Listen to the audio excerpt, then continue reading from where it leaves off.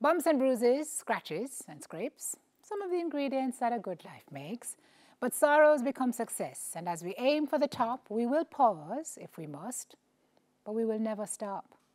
Welcome to Sim Soul Sessions.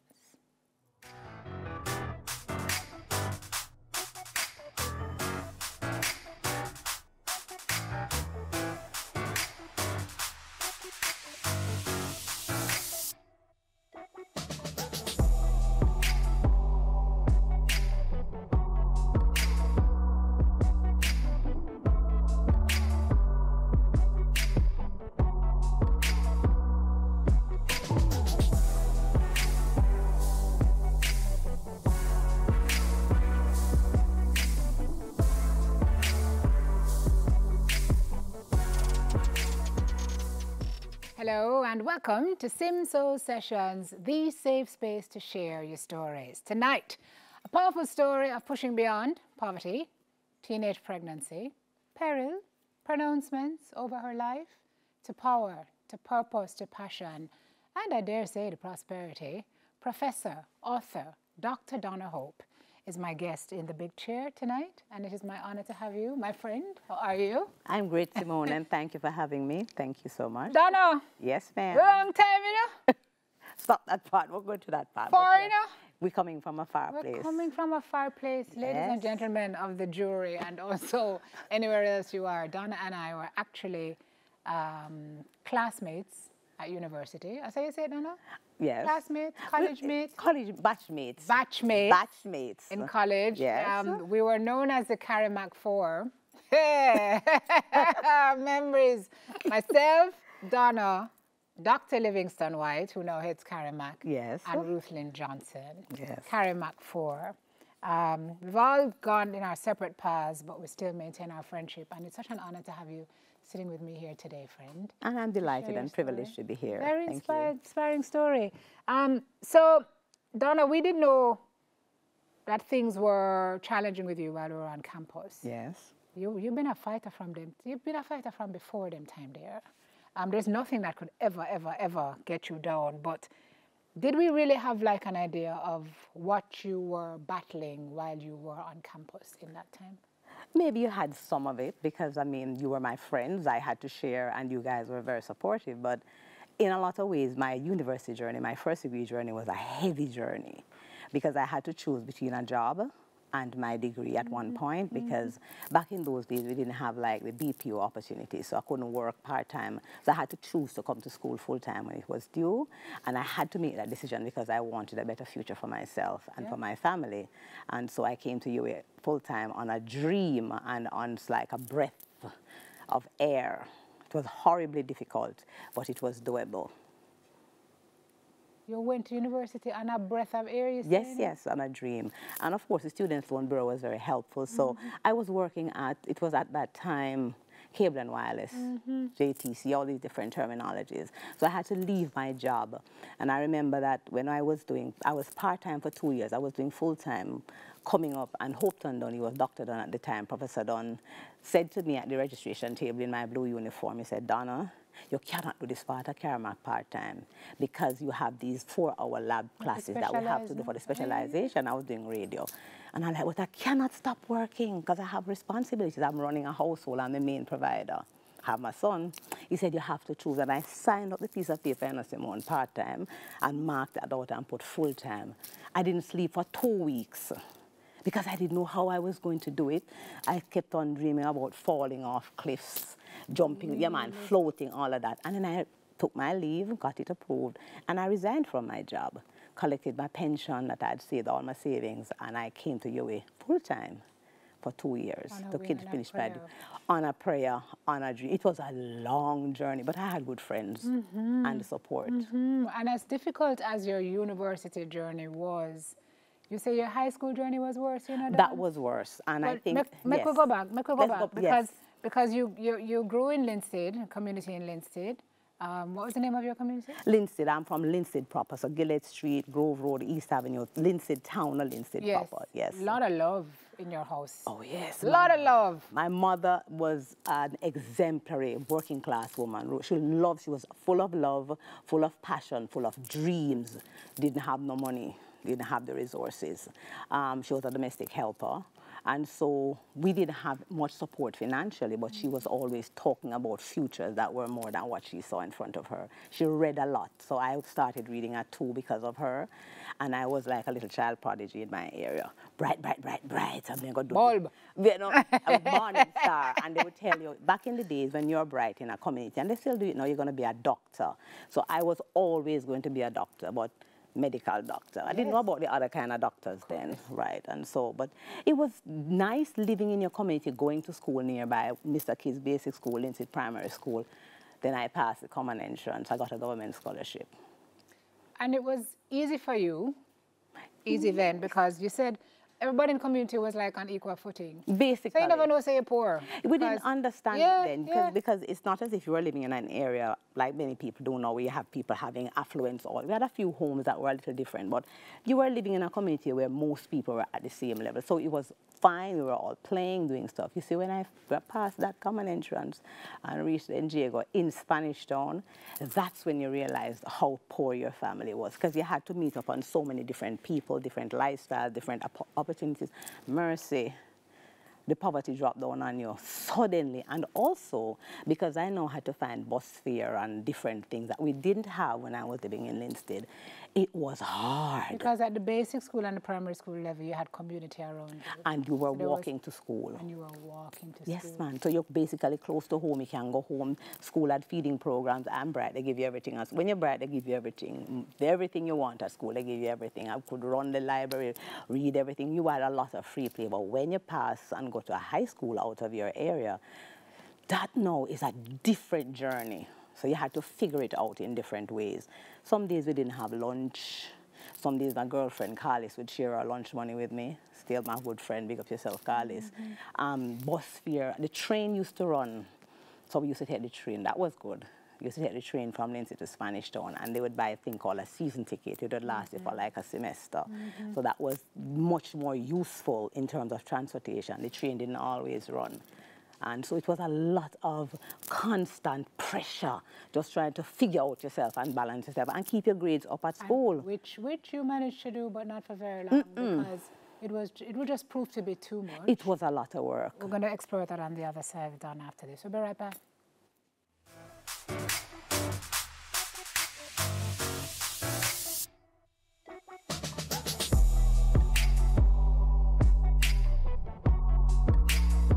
We are back with Professor, is it Professor Doctor?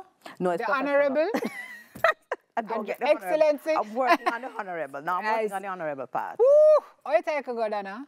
Professor Donna Hope. Donna Hope. P. Hope. I keep put the P in Professor Donna P. Hope. Yes, your P is always in there.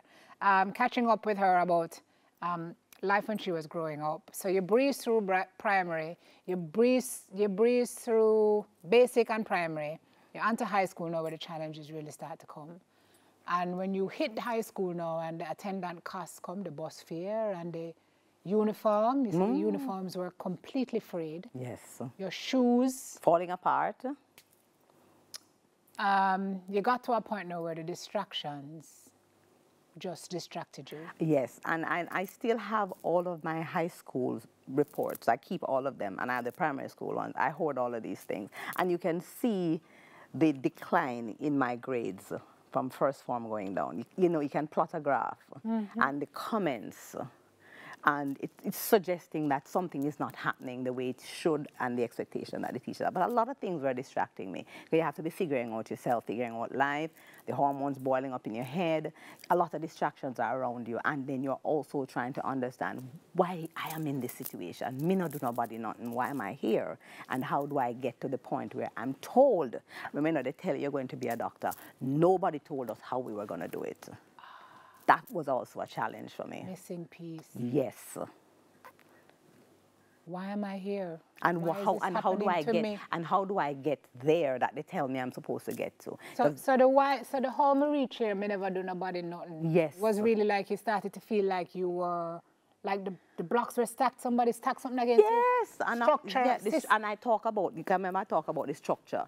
And I'm like, it's long after you get the language at the university. Yes. But you know, you didn't do anything to be in this situation. A lot of people find themselves in poverty who are poor.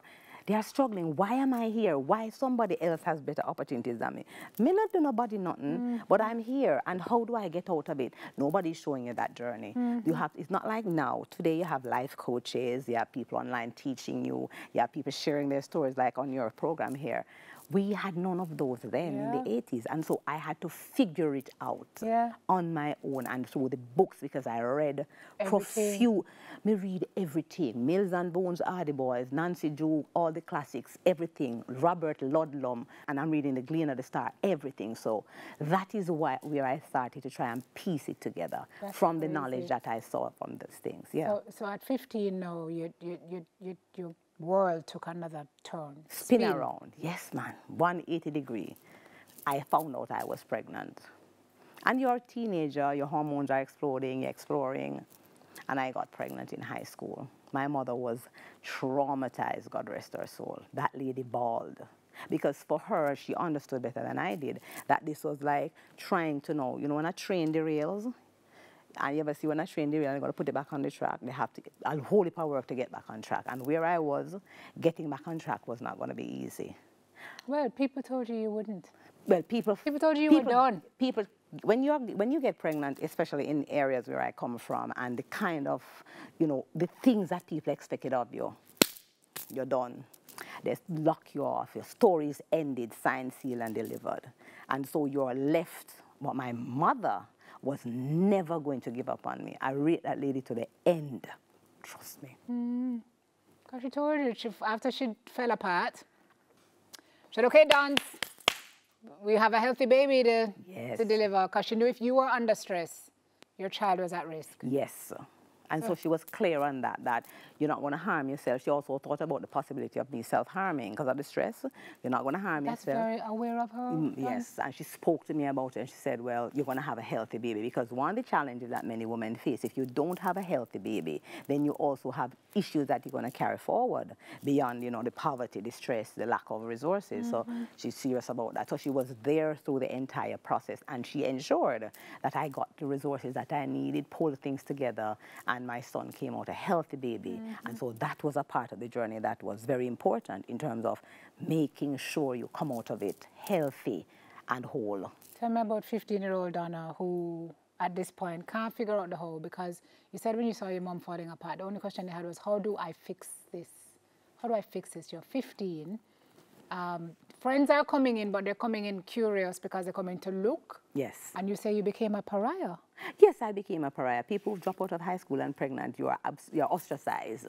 People ostracize you. You are damaged goods. You're going to harm other people who are perfect. And so you have to figure out how to balance yourself that way. So I read a lot. Me did bright, still I'm brilliant. And one of the things that I did was, we had a family friend, and so the family friend gave me the resources. And I paid for my subjects. The first 3 subjects I got, maths, English, and biology, I did them privately. We go down to the overseas examination office, you pay for the things, and I did them privately at the Coke Methodist Church. That was the main center I did them.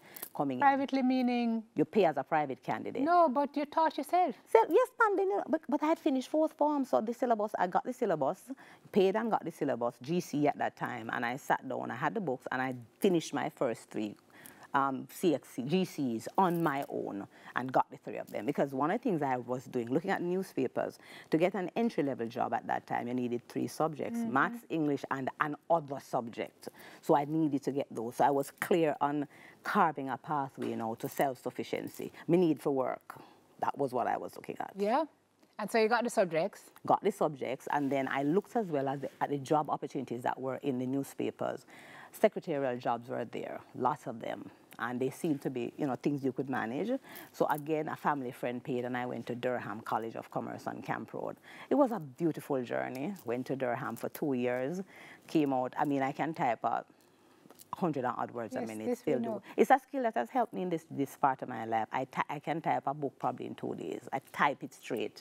I type very fast. No. Me type fast, man. I can type very fast. I can take shorthand. I still use it. We are labor for take notes in a class, and Donna is like, shorthand. We're looking Donna note. We're trying to copy Donna notes. There's no copying because it's all shorthand. Shorthand, yeah, man. All shorthand. Skill set up. skills that you acquire along your journey have value at different points in time. So I came out of Durham as a valedictorian, short and cup, typing cup, excellence cup, all kind of cups. And they placed me in my first job at a law firm called Clinton Hart & Co. So my first job, I was a legal secretary. My second job, I was a legal secretary because I wanted to earn, had to know that you had to earn a living because you have to take care of yourself, take care of your son. And then I had to now help my family. Yeah. I became a breadwinner. At 20, running a house. I was running my whole house because I was now responsible. And my mother was willing to take care of my son, but somebody had to provide. Somebody had to provide. So all the things that younger people are doing, you take your money and you buy clothes. I couldn't do that. I had to decide what I wanted for my family and myself, but also the rest of the journey. Remember the journey not done it, you know? The journey did long. We'll make a pack the journey, yes, sir. Just for a couple of minutes. Rest a little bit, and then we'll come back. Pick up more of the journey with Donna. When we come back, soon come.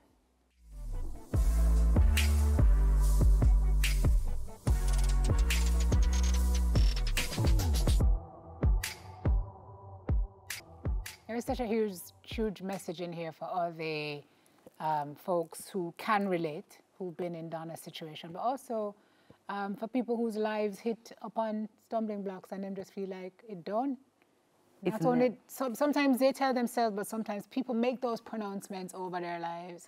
And what you are saying tonight is that it's never done. It's never done until you say it is. Until you. And never allow people, and I notice a lot in this era, especially with social media and all of that, all these keyboard ninjas making pronouncements over people's lives. Hey! You are the architect of your own destiny. Never allow people to tell you who you are and tell you where you're going. There's something you said to me when we spoke, and it gave me goosebumps. You said, Simone, there's nobody who can take my stripes from me because I earned every single one of them.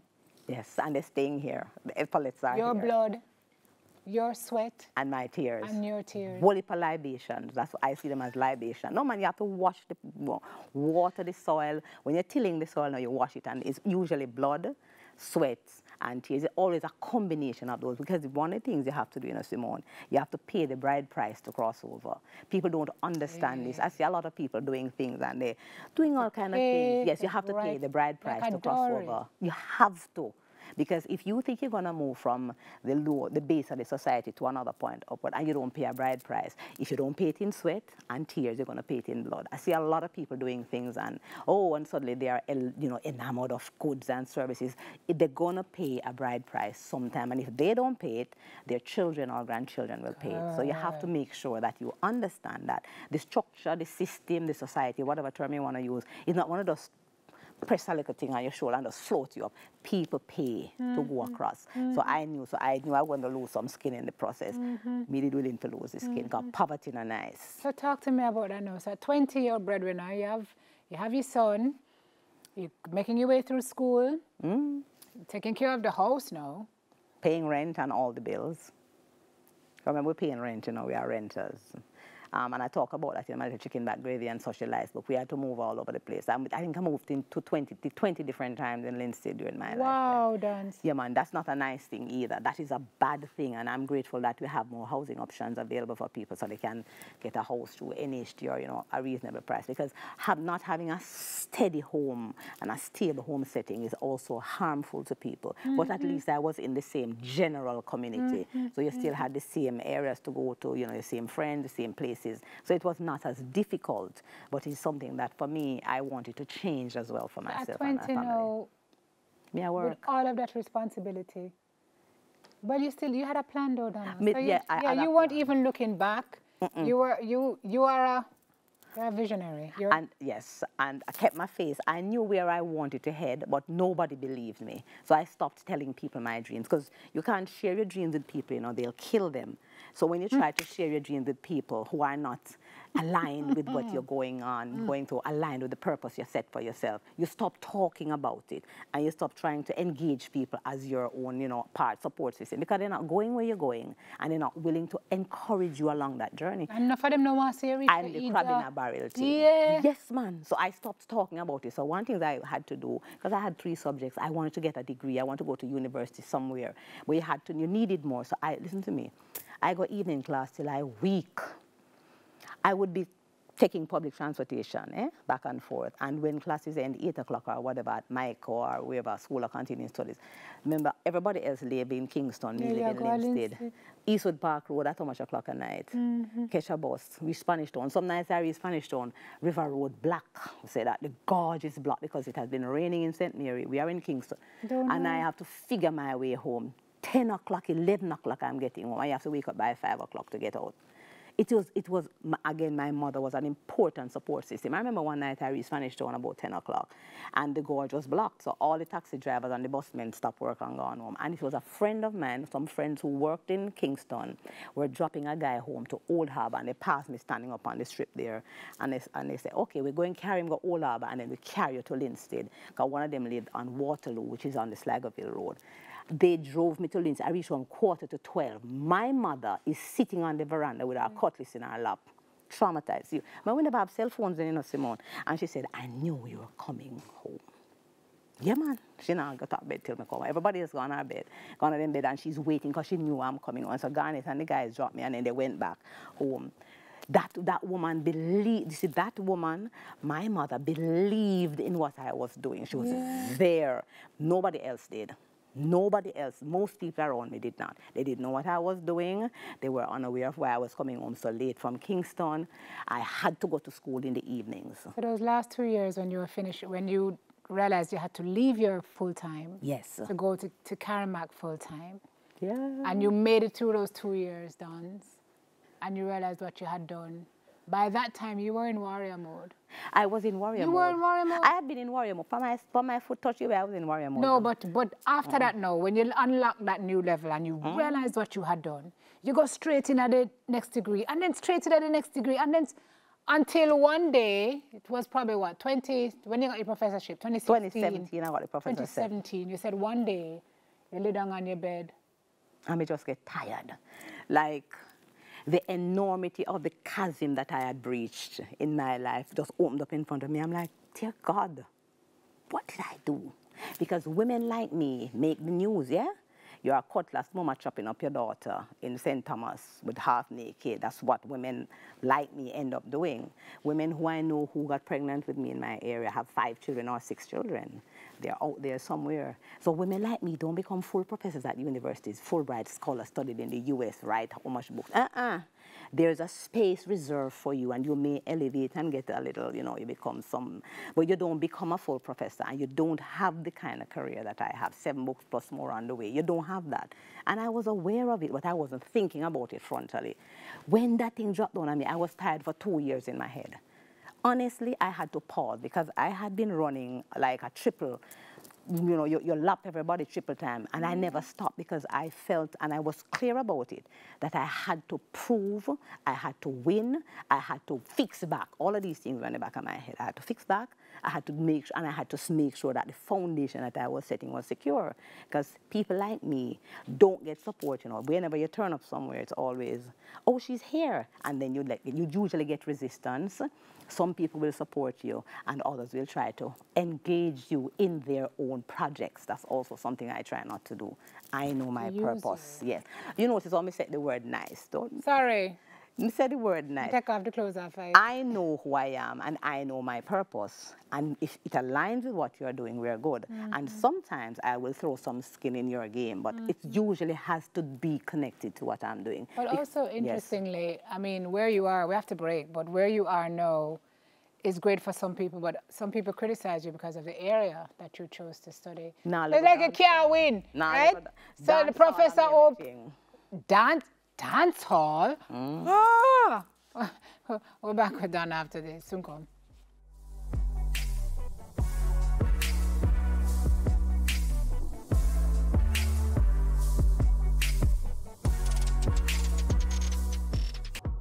I'm back with Professor Donna Hope talking about the incredible odds that she has, or the chasm, as she puts it, that she has overcome to get to where she is now in her life. You've beat some incredible odds, Wally scars and bruises along the way, but here you sit.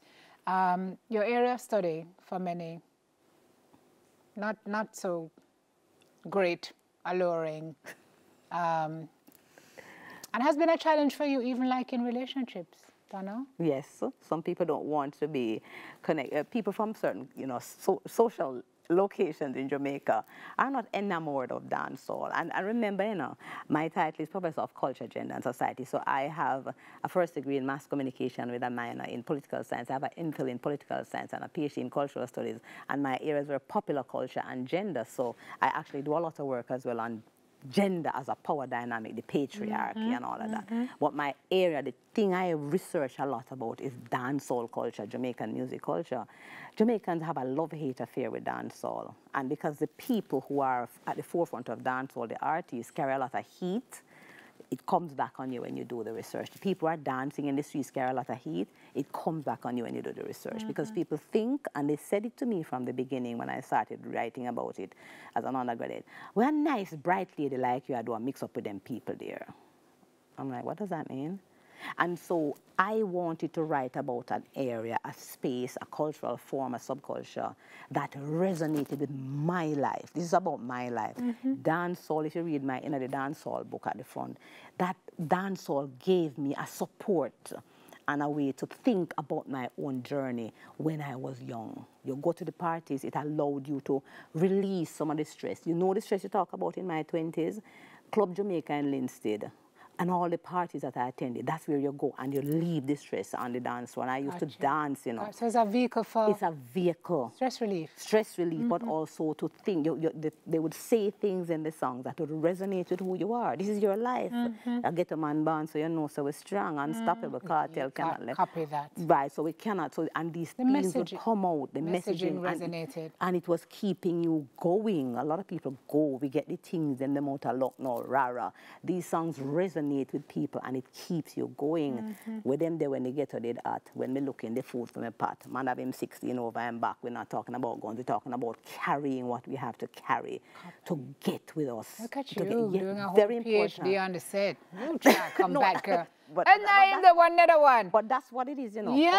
And so also telling the stories in different ways for people who are not from Jamaica, not from the inner city, not interested, and fleshing it out so people can get more information wherever they are in the world. So that's one area. Now that you've ticked all of these boxes and you're at a place in your life where you can rest, but you never will. She'll rest when she's dead. There's no resting for Donna. I don't think she even ever gonna dead because no, it cannot happen. Relationships for you. You say you're at a point now where, because you're so fiercely independent now, Donna. Fierce, well, you always were, but no. What? Fiercely is such a strong word. Is there a stronger one? Potential suitors. True? Don't listen to her. No, the suitors aren't the issue. The issue is what you want. Yes. From the suitors.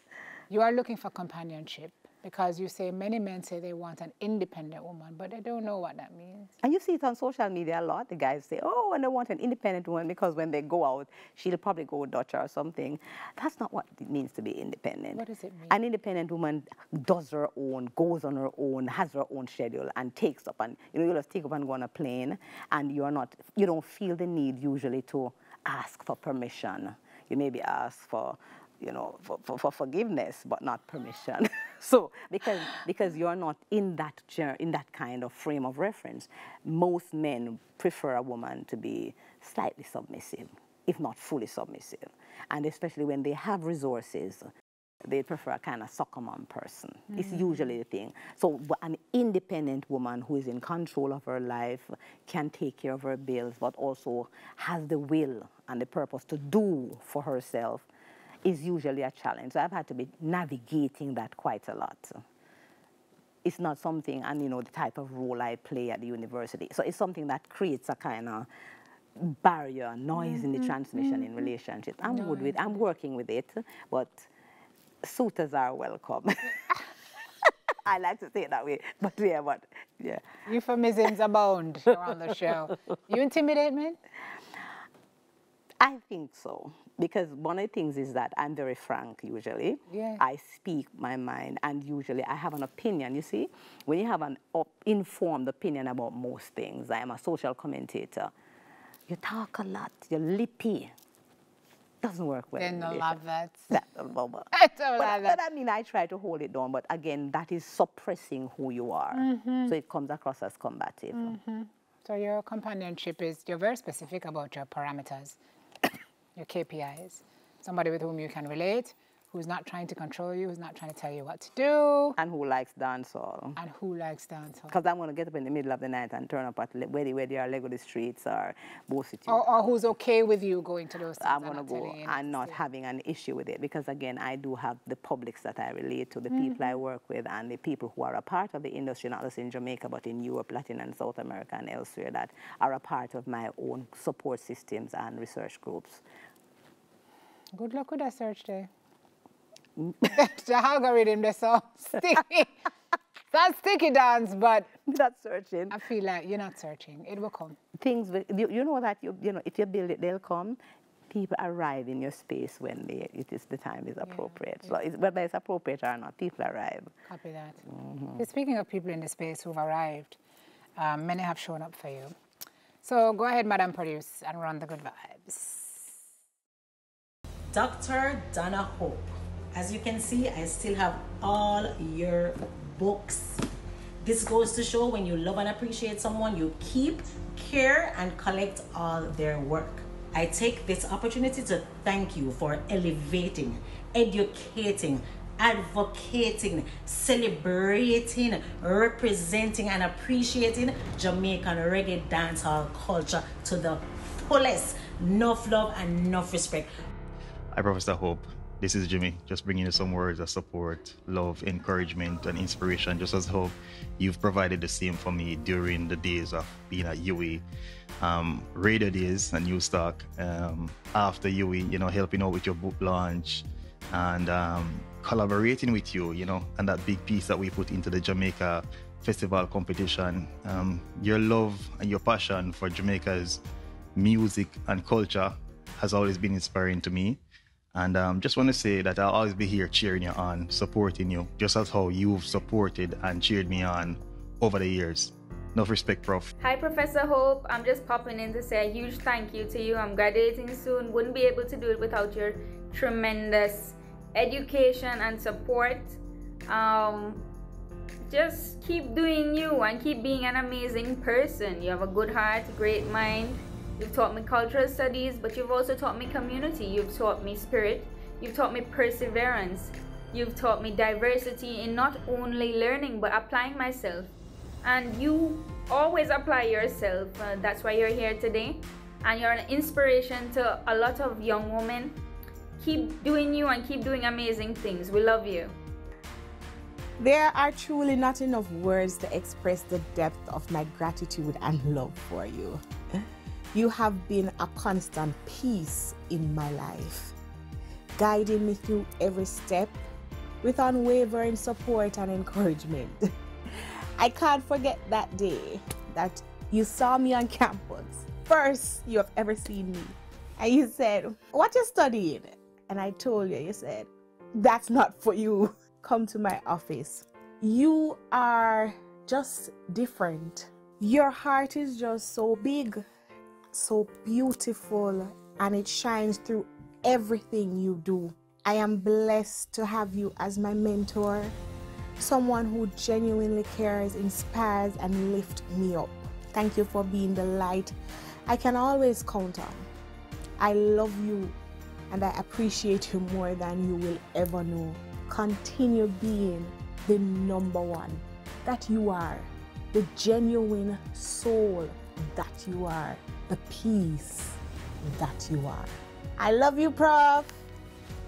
I want to say congratulations to my friend, Professor Dr. Donna Hope, dancehall defender. Yes, I met her in 2001 when she was doing her thesis on dancehall, and she interviewed me for her first book, and it was a pleasure.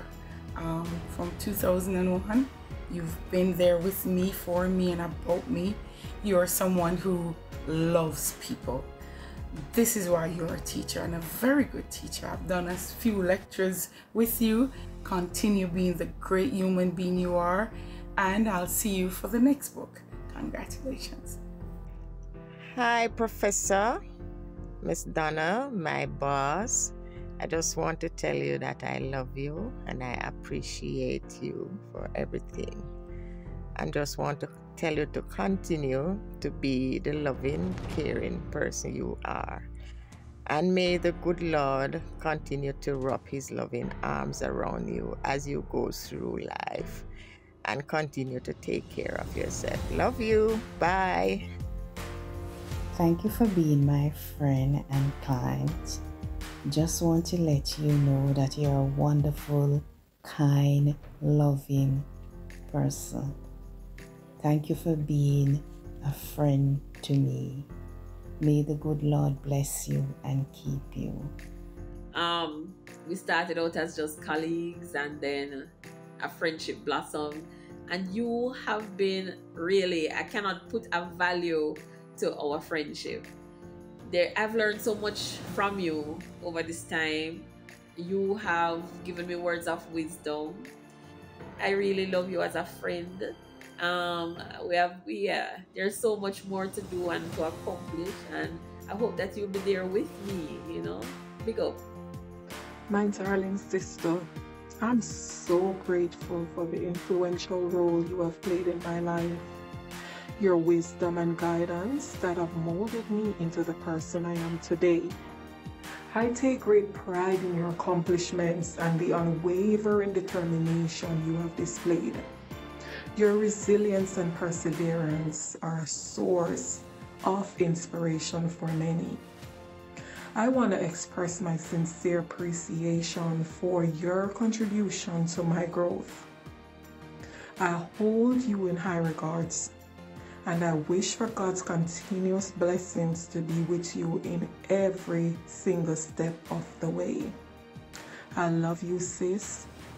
I applaud you.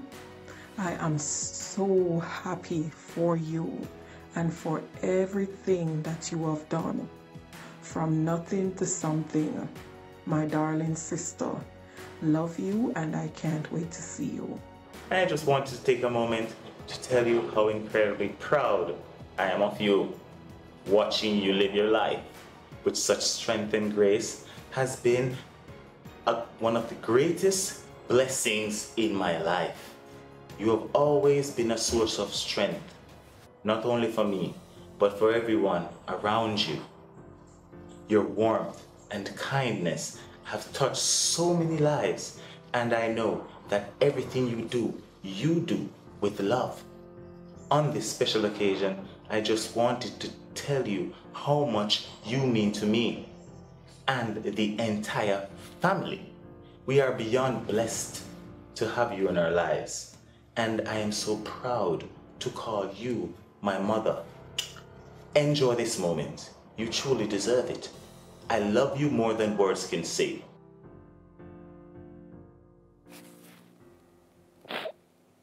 Are you picking that in? I saw Bertland outside, and I almost passed out because when I right? Yes. Time, Donna. Time. The greatest resource is time. Greatest resource is time is the currency of your life. You have to use it well. And I know that I have used my time well and continue to use it well. Mm-hmm. Yes. All right. So what's next for Professor Dr. Her Excellency?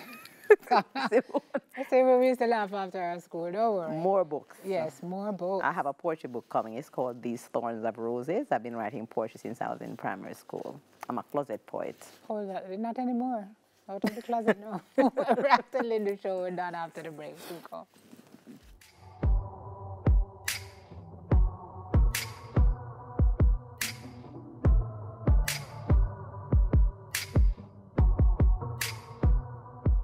All right, folks. So we're back with you. We're leading the show with Professor Donna Hope. Donna, you say things have come off our way. Yes. You still have some challenging days. Everybody does. Everybody. And it's a part of life. Yes. Get the chaos with all of the success. Yes. Just the same. You say on those days, sometimes when you sit down in your bed, like you're sitting down in your bed when we were talking, you remind yourself of what you used to say to 20-year-old Donna. Like, if I can get through this, I can get through. I believe, and the thing is that when you have surmounted so many obstacles, yeah, you know that everything will pass. So you either win, you learn, or you survive. You always come out with something in your hands. Never lose. Never lose. We never use learn and survive.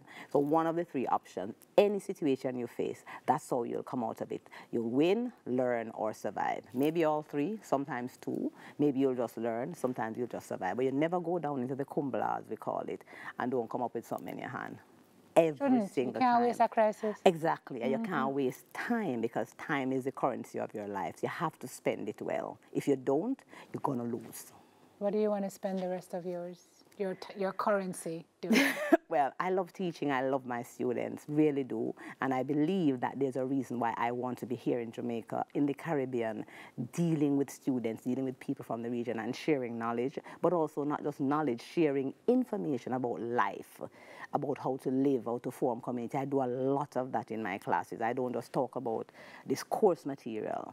We talk about life. I tell them about what happened in the 80s, what happened in the 90s, because they don't know. Nobody's teaching these things. So I share about my own life. I inspire my students. I give away books.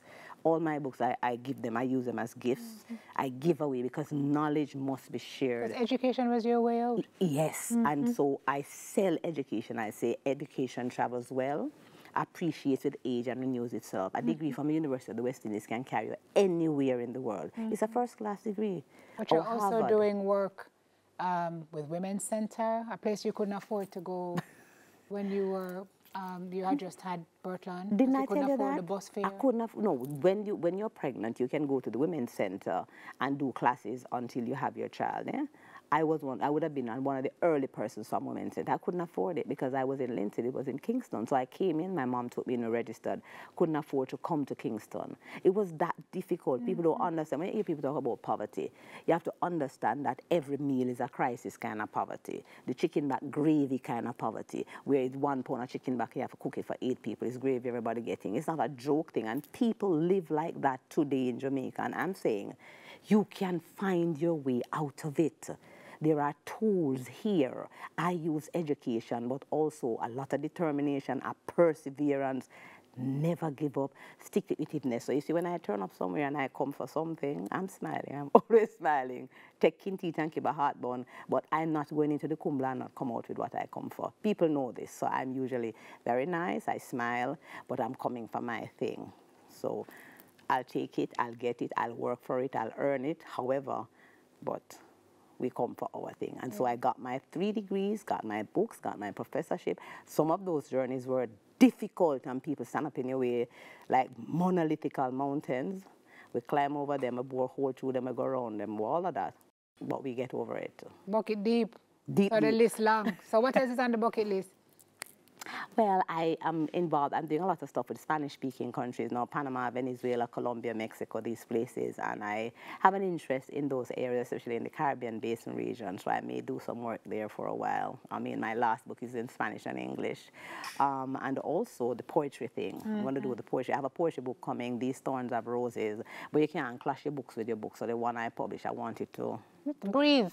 And you know, a clash, you can't kill a book with a book. Some poetry books should be coming. It's either December or January. Wow. But I have a lot, and I have several manuscripts. I have a cartel manuscript. I have a masculinities manuscript, and they're actually on my lap. So I do a lot of writing. But really, my poetry book is next, and some more work with the Spanish-speaking areas, talking about, looking at dancehall, about Jamaican culture, and continuing to do some research and work around Jamaican masculinities. Because this era, you notice that the way men carry themselves is a bit different from when we were younger. Things have changed radically. For another time. But we do that another time. All of that. A lot of work. Pursuit of happiness. Really. Yeah, and I have a garden and a dog named Bipolar, and we have fun, and I go to the bush and run up and down. You gotta keep yourself healthy.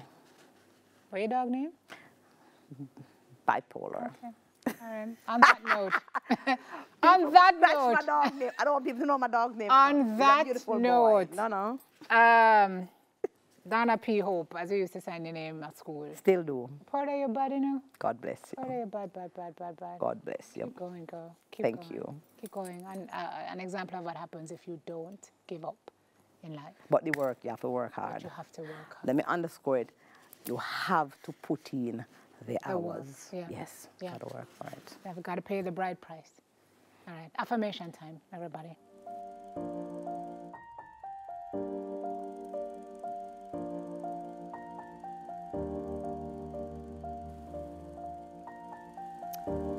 So plans for our lives often face unplanned interruptions. Bumps in the road that make us forget what we've built and then threaten to break us.